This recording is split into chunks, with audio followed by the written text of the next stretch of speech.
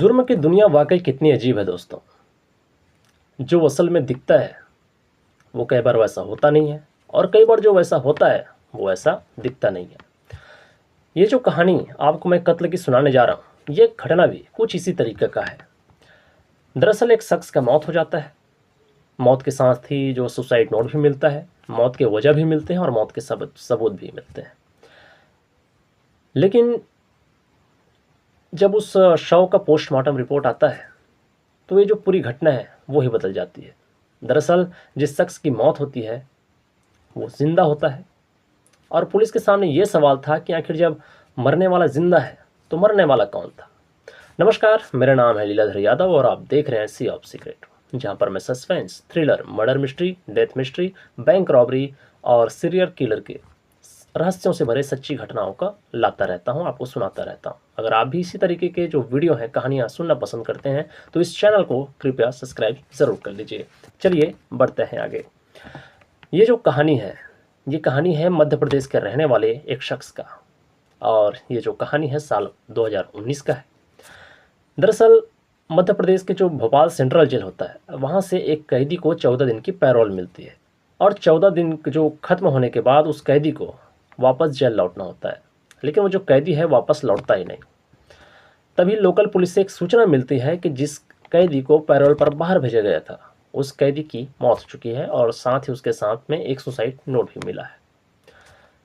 अब जो local police होती है वो सेंट्रल जेल प्रशासन को भी इसकी सूचना भिजवाती है, और सेंट्रल जेल का जो प्रशासन होता है वो भी लोकल पुलिस का जो फाइनल रिपोर्ट होता है, उस जिसकी मौत हुई है उसका फाइनल रिपोर्ट होता है, उसका जो है इंतज़ार करने लगता है। दरअसल जिस कैदी की मौत हुई थी उस कैदी का नाम राजेश परमार था। उम्र तकरीबन 34 साल, और वो मध्य प्रदेश के भोपाल के नीलबड़ एरिया के हरिनगर का रहने वाला था। साल 2014 में इस पर एक हत्या का आरोप था। इसी केस में उसकी गिरफ्तारी हुई थी, और साल 2016 में कोर्ट ने उसे आजीवन कारावास की सज़ा भी सुनाई थी। तब से जो है वो जेल में ही बंद था। लेकिन साल 2019 में राजेश की पिता की मौत हो जाती है, और जब पिता की मौत होती है तो उसे 14 दिन की पैरोल मिलती है। 15 जून को राजेश जो है पैरोल पर बाहर निकलता है, और 29 जून को पैरोल खत्म होने के बाद उसे हर हाल में वापस जेल लौटना था। लेकिन 29 जून की सुबह ही राजेश के घर से आग की जो लपटें हैं वो निकलने शुरू हो जाती है। ये देखकर आसपास के लोग वहाँ पर भीड़ जमा कर लेते हैं। पुलिस को सूचना दी जाती है, और फायर ब्रिगेड की गाड़ियाँ और पुलिस की जो टीम है मौके वारदात पर पहुँच जाते हैं। आग पर काबू पाया जाता है, और आग बुझने के बाद जब पुलिस घर की तलाशी लेती है तो जो देखती है कि एक युवक जो है पूरी तरह से जल चुका है, और देखने से लग रहा था कि वो जो है उसकी मौत हो चुकी है। और साइड में एक सुसाइड नोट भी मिलता है जिस पर लिखा हुआ था कि वो अपने पिता की मौत से दुखी था। अब शायद ही उसे कोई पिता के मौत के बाद कोई पैरोल दिलाएगा। अब जो है वो अपनी ज़िंदगी से पूरा हताश हो चुका है, इसलिए आग लगाकर आत्महत्या कर रहा है। इसके लिए कोई दूसरा जो है जिम्मेदार नहीं होगा। पुलिस उसे एक आखिर उम्मीद में हॉस्पिटल ले जाती है, लेकिन डॉक्टर भी उसे जो है मृत घोषित कर देते हैं। उसके बाद फिर उसके पोस्टमार्टम की तैयारी की जाती है, और पोस्टमार्टम के बाद जो शव होता है उसे परिजनों को सौंप देते हैं, और परिजन भी उस शव का अंतिम संस्कार कर देते हैं। उसके बाद जब पोस्टमार्टम रिपोर्ट आती है तो जो भोपाल के नए एसएसपी अखिल पटेल जो होते हैं, पोस्टमार्टम रिपोर्ट को देखकर वाकई चौंक जाते हैं, क्योंकि जिस शख्स की मौत आग से जलकर हुई थी, रिपोर्ट में ये बताया जाता है कि आग लगने से जिसकी मौत हुई है, दरअसल उसकी मौत जो है आग लगने से नहीं बल्कि गला दबाकर हत्या किया गया है। इसके बाद जो अखिल पटेल होते हैं, एसएसपी अखिल पटेल होते हैं, वो जो है फिर से इस केस की जो तफ्तीश शुरू करते हैं, मौके वारदात पर पहुंचते हैं, और मौके वारदात से जो जितने भी फ़ोटोग्राफ्स लिए गए थे उसे अपने पास मंगवाते हैं, और मंगवाने के बाद उस फोटोग्राफ्स को बारीकी से चेक करते हैं। तो एक फ़ोटो में दिखता है कि जिस शख्स की मौत हुई है उसके हाथ जो पैर होते हैं वो एकदम एक दूसरे से चिपके हुए हैं। लेकिन जब कोई शख्स जलेगा तो वो तड़पेगा, और तड़पेगा तो उसका जो हाथ पैर है वो अलग ही होंगे, लेकिन इस केस में ऐसा नहीं था। दूसरी फोटो में दिखता है कि सिर्फ जो मरने वाला था उसका सिर्फ चेहरा और सीना वाला जो हिस्सा है वो ही जला हुआ था, बाकी जो हिस्सा है वो बहुत ही कम जला हुआ था। इससे यही शक होता है कि किसी ने उसे बांधकर जला दिया था। अब पुलिस के सामने ये भी सवाल था कि जब राजेश जो है आत्महत्या करने वाला था तो आखिर उसे कौन मार सकता है, वो कौन था, और अगर ये राजेश नहीं है तो फिर ये कौन था। इन सभी सवालों का जवाब जानने के लिए पुलिस जो है रिश्तेदारों से राजेश के मोबाइल नंबर का पता लगाती है। फिर एक नंबर मिलता है जो राजेश के जेल से आने के बाद तो एक्टिव था, लेकिन फिलहाल अभी बंद था। उसकी कॉल डिटेल चेक की जाती है, तो कॉल डिटेल में जब चेक किया जाता है तो एक नंबर मिलता है जिससे राजेश जो है बार बार बातें किया करता था, और जो नंबर मिला था वो निहाल नाम के एक युवक का था जो मूल रूप से बिहार का रहने वाला था, लेकिन मध्य प्रदेश में राजेश के मकान में किराए से रहता था। लेकिन कुछ हफ्ते पहले ही एक महीने पहले ही वो जो है दूसरे मकान में शिफ्ट हो गया था। अब पुलिस के सामने निहाल को खोजने की चुनौती थी। जब उसके जो कॉल ट्रेस किया जाता है, उसकी लोकेशन ट्रेस की जाती है निहाल का, तो उसका जो लोकेशन है वो गुजरात में मिलता है। उसके बाद फिर पुलिस की टीम जो है निहाल को पकड़ने के लिए गुजरात पहुंचती है और वहाँ से उसे धर दबोच लिया जाता है, और उसके बाद फिर कड़ाई से पूछताछ की जाती है। फिर जो निहाल है वो एक कहानी जो बताती है वो बेहद ही चौंकाने वाली थी।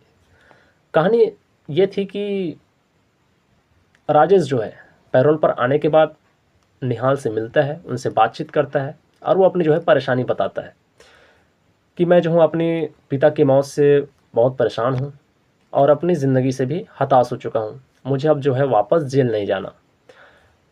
इसके लिए उसने एक कहानी बनाई।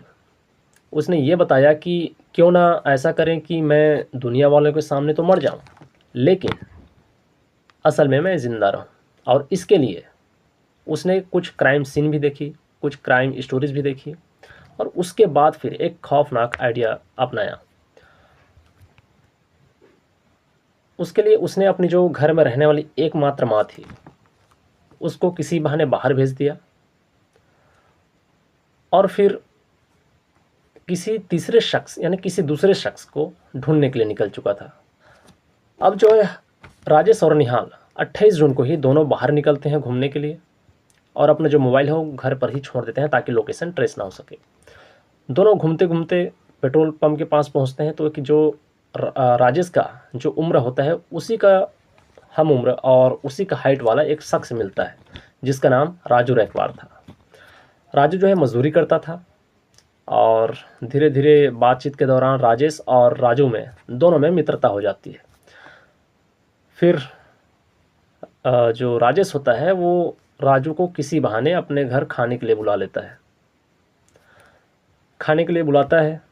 28 जून को दोनों राजू रैकवार जो है उनके घर पहुंचता है, और घर पहुंचने के बाद उसे बहुत ज़्यादा मात्रा में शराब पिला दी जाती है।